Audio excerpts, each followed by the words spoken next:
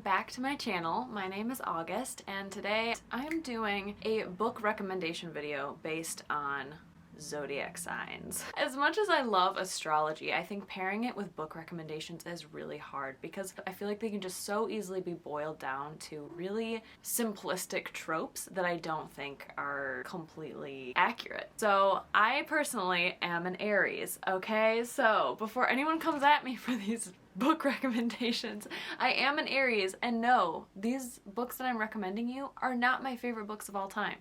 What I'm doing with this video is doing recommendations kind of based on the characteristic traits of an Aries. If your sun sign is an Aries, but then you have a moon and you're rising in something else, you might not fully identify with the Aries traits. At least I know that I really don't. I find it kind of obnoxious when I get all of these like characteristics or memes. I'm like, I don't relate. Before we get started, I just want to preface that and just say, like, yeah, it kind of sucks to be boiled down to like these really weird personality traits that sometimes you can relate to and other times you're like, that's definitely not who I am or what I'm into. But I would also love to hear your feedback. If this is a series that I should continue doing, I would love to give recommendations based on the vibes I pick up from different, astrology signs. Before we get into it though, I would like to share some famous Aries authors because I actually learned quite a lot. I did not know that these people, these incredible artistes,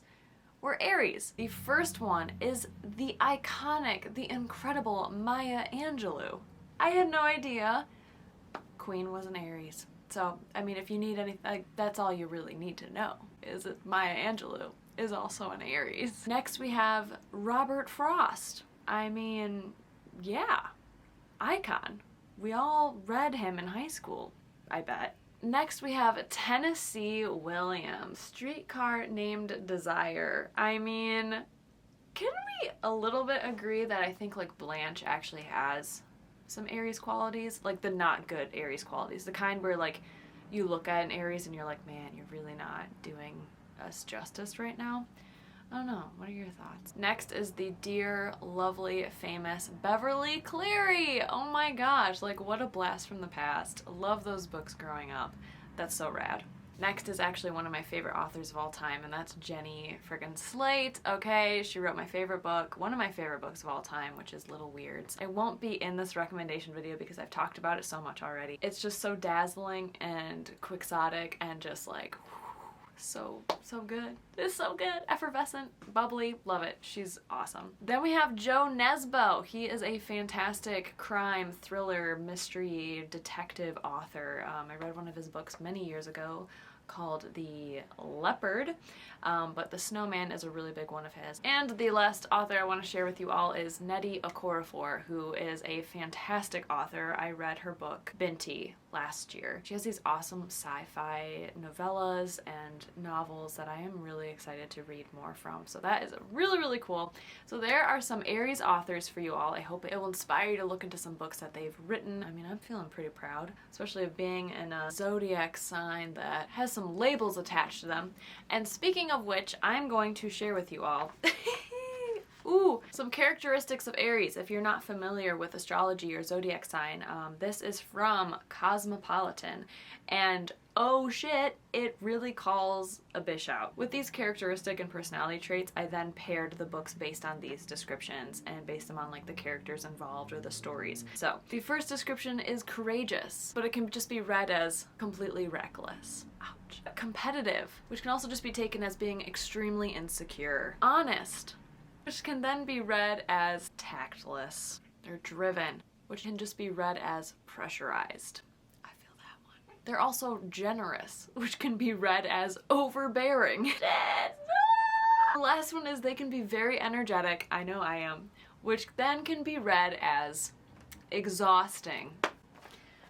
Do you all want to be my friend now? Honestly though, like shout out to Cosmopolitan for like not just doing like the basic adjectives that have always been attributed to Aries of being confident, really like driven and goal focused, and being really like energetic and bouncing off the walls. But they really dug into like the darker side of those characteristics, the shadow side of the Aries, so to say. So without further ado, let's just hop into the first book I'm recommending. And I'm only really recommending this just because of the title because it is the most stereotypical like assumptions that are made of Aries. I feel like in astrology memes or even zodiac things, it talks about these specific words, and that is Sex and Rage by Eve Babitz. I mean, have you ever read a more stereotypical Aries title?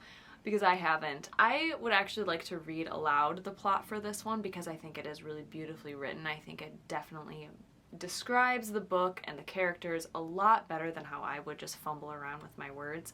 Jacaranda is a dreamy young woman moving between the planets of Los Angeles and New York City. She's a beach bum, a part-time painter of surfboards, sun-kissed and beautiful.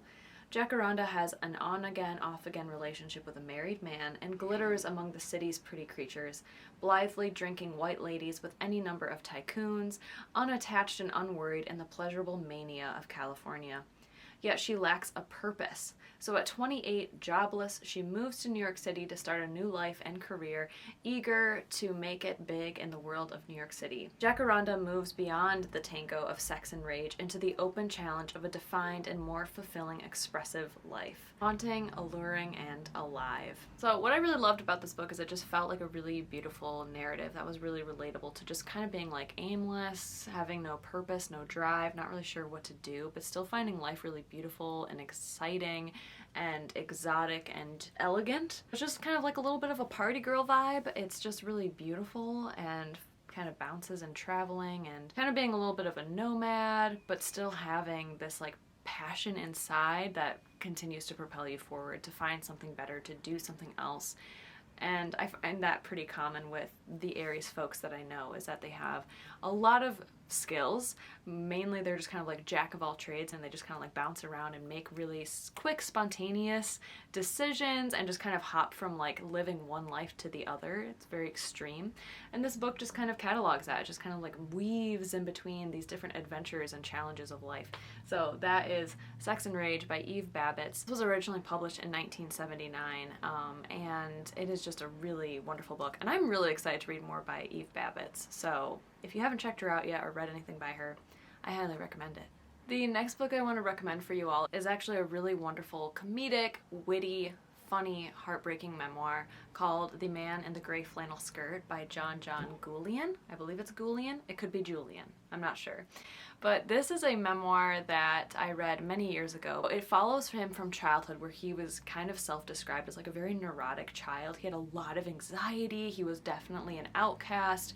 But as Jon-Jon like grew into who he was and understood his identity and his sexuality and who he really was, he realized that he loved dressing up in stereotypical like women's clothes. Even though he's wearing these clothes that you would look at him maybe and be like, wow, he's so brave, wow, so courageous.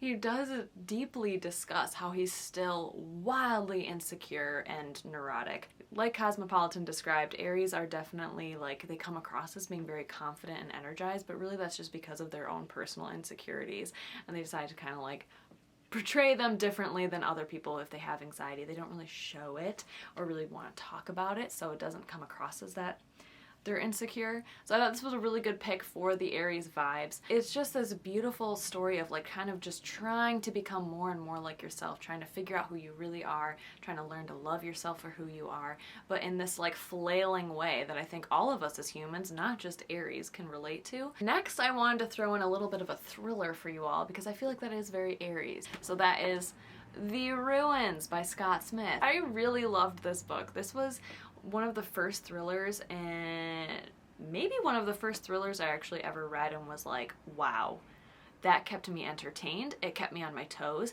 It thoroughly grossed me out. There is a lot of body horror in this, so please be cautious if you're not into like really nasty body horror.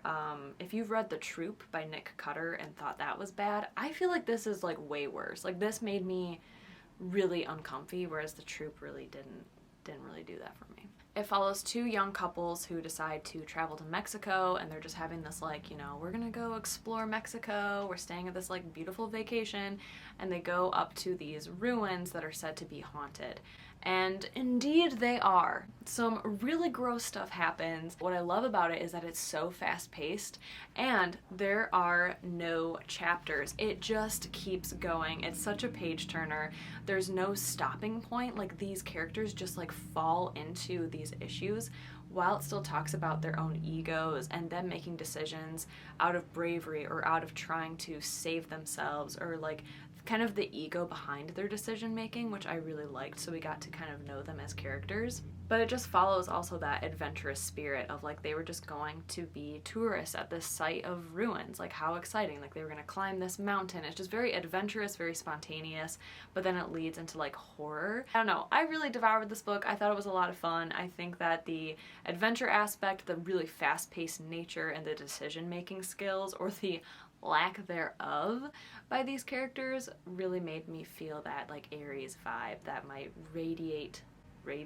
might relate with if you're an Aries or you're interested in a really fast-paced, crazy ride kind of thriller. So that is The Ruins.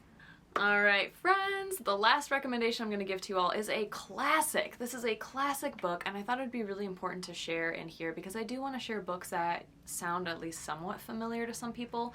So if you all are interested in me doing more videos like this for different astrology signs and just kind of do them per season, so next would be Taurus, if you all are interested, please let me know. So my kind of thought process behind this video, that would hopefully be similar with each recommendation video for astrology and zodiac signs, is to do one like nonfiction book, do one kind of like contemporary literary fiction, whatever, wild card I guess, do one like that's more of like a really fast-paced kind of easy read thriller, and then the last one would be more of like a classic book that I hope that more people have heard of and it will feel a little bit more accessible. So let me know if you'd be interested in seeing that kind of same format for each zodiac sign, because I would love to do more curated stuff like this. I'm blabbing. So let's just get to the classic, and that classic is of course Jaws by Peter Benchley. Jaws is one of my favorite movies of all time. It is such a terrifying, fast-paced, thrilling,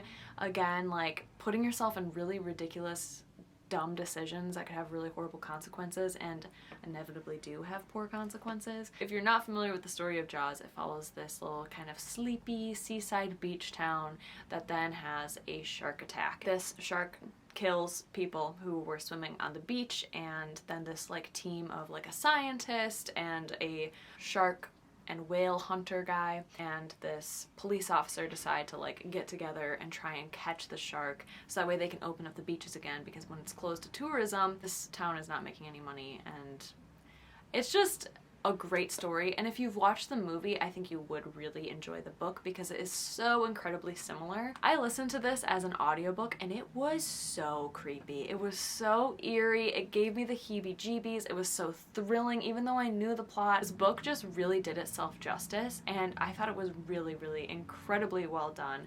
I thoroughly enjoyed it. I think this is a really good, fast-paced, fun, ridiculous kind of story that I think can relate to kind of the Aries stereotypes and tropes that are built up around that zodiac sign. So those are my recommendations, friends. I would absolutely love to hear if you're an Aries and you've read any of these and you agree that you like them, or you can feel, you know, some of that like fire sign energy in them. If you are a fire sign and you're like, ooh, these sound good, let me know. And most importantly, let me know if you would like me to kind of continue this like little mini series per zodiac sign. So I would be really interested in doing it, but I would love to have your feedback. And then also let me know what your sign is down below. If you made it this far, let me know what your sign is, and if you know your rising or your moon sign, let us know that too. Thank you so much for joining, friends. I hope you enjoyed this video. I will see you all very soon. Stay cozy, my friends. Bye!